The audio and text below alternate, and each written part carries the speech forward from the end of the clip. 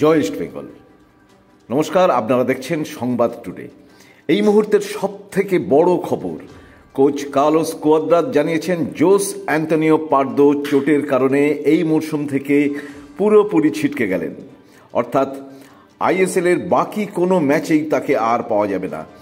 এর বদলে ইস্টবেঙ্গল আজ সার্বিয়ান ডিফেন্ডার আলেকজান্ডার প্যান্টিচকে বাকি মরশুমের জন্য সই করিয়েছে। আলেকজান্ডার কেমন ফুটবলার, চলুন সবার আগে একবার দেখে নেওয়া যাক। Villarreal, Red Star, Belgrade, Dynamo কিয়েভের মতো ক্লাবে খেলার অভিজ্ঞতা তার আছে।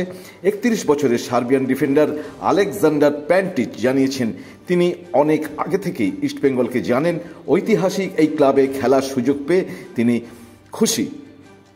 ইস্টবেঙ্গলের নথিভুক্ত এই আলেকজান্ডার প্যান্টিচ সার্বিয়ার জার্সি গায়ে অনূর্ধ্ব 19 ও অনূর্ধ্ব 21 খেলেছেন। দক্ষিণ পূর্ব ইউরোপের ছোট্ট দেশ সার্বিয়ার এই ফুটবলারের ইউরোপিয়ান ফুটবল লিগে খেলার যথেষ্ট অভিজ্ঞতা আছে।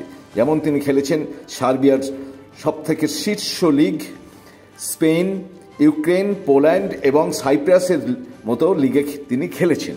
ইস্টবেঙ্গলের ডিফেন্সে ধাক্কাটা শুরু হয়েছে ডুরান্ড কাপ থেকে।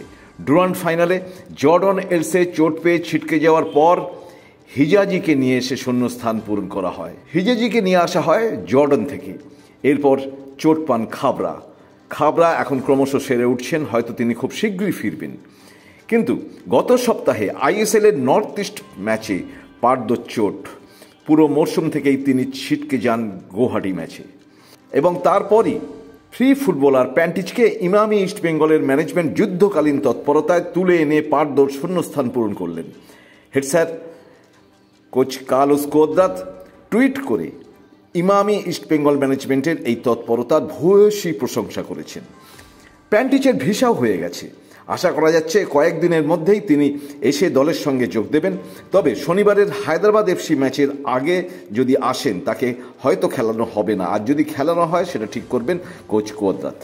সব মিলিয়ে শনিবারের হায়দ্রাবাদের সঙ্গে অ্যাওয়ে ম্যাচ নিয়ে ইস্টবেঙ্গল কামব্যাক করার আগে ফের সুপার সিক্সে থাকার জেদ তৈরি হচ্ছে আরও জোরদার হয়ে।